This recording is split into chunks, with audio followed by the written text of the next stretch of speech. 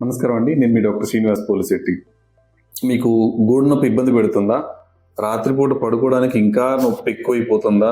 అంటే నిద్ర కూడా పట్టనంత షోల్డర్ పెయిన్, గూడ నొప్పి రావడం, లేకుంటే నిద్రపోయిన తర్వాత నిద్ర నుంచి లేపేసే అంత షోల్డర్ పెయిన్ వస్తుందా? అయితే కొంచెం జాగ్రత్త పడండి. చాలాసార్లు దీనికి చాలా చిన్న చిన్న కారణాలే ఉంటాయి. అప్పుడప్పుడు మాత్రం కొంచెం పెద్ద కారణాలు కూడా ఉండే అవకాశం ఉంది. సో నా సజెషన్ ఏంటంటే, ఫస్ట్ అలాంటివి ఏమన్నా వస్తే టాబ్లెట్స్ వేసుకోండి, పెయిన్ కిల్లర్ వేసుకోండి, ఐస్ పెట్టుకోండి. అయితే అప్పటికీ తగ్గకపోతే మాత్రం ఖచ్చితంగా మమ్మల్ని కలవండి. దానికి చిన్న చిన్న పరిష్కారాలు ఉండే అవకాశమే ఎక్కువ ఉంది. అయితే దీనికి కారణాలు ఏంటంటే, ముఖ్యంగా చెప్పుకోదలిసింది ఒకటి రొటేటర్ కఫ్ టేర్ అంటారు. అంటే గోడని పైకి లేపడానికి కావాల్సిన కండరాలు ఉంటాయి ఇక్కడ. ఆ కండరాలు కొద్దిగా నలిగినా, కొద్దిగా టేర్ అయినా, అంటే కట్ అయినా కానీ అట్లాంటివి వస్తుంది.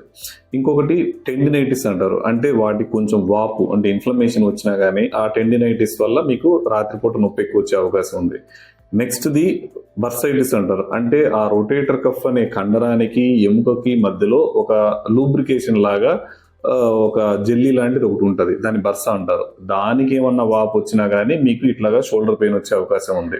సో ఇలాంటి కారణాలు ఏమైనా ఉండొచ్చు. కాబట్టి ఇప్పుడే స్టార్ట్ అయిన నొప్పి అయితే ఐస్ పెట్టుకోండి, బాగా పెయిన్ ఆయింట్మెంట్ ఏమైనా రాసుకోండి, అలాగే పెయిన్ కిల్లర్స్ వేసుకోండి. ఒక 4-5 రోజులు చూడండి, కొంచెం రెస్ట్ ఇవ్వండి. అప్పటికి తగ్గిపోతే హ్యాపీ.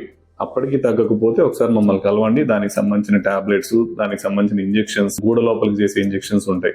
ఇవి చేస్తే చాలా మందికి సెటిల్ అయిపోతుంది. ఈ చిన్న స్టేజ్లో మనం చూపించుకోవడం వల్ల అది ముదరకుండా, పెద్ద పనిలాగా అవ్వకుండా మనం ఆపచ్చు. అది కొంతమందికి చాలా అరుదుగా, చాలా మందికి చాలా పెద్ద టేర్స్, అంటే పెద్దగా కట్ అవ్వడము అట్లాంటివి ఉంటాయి. అలాంటి వాళ్ళకి కొంచెం కీహోల్ ఆపరేషన్ లాగా ఏమైనా చేయాల్సిన అవసరం ఉంటుంది. కానీ 199% మందికి మందులు, చిన్నపాటి ఇంజెక్షన్లతోనే చాలా వరకు నయం చేయొచ్చు. కాబట్టి కంగారు పడకండి, జాగ్రత్త పడండి. Thank you.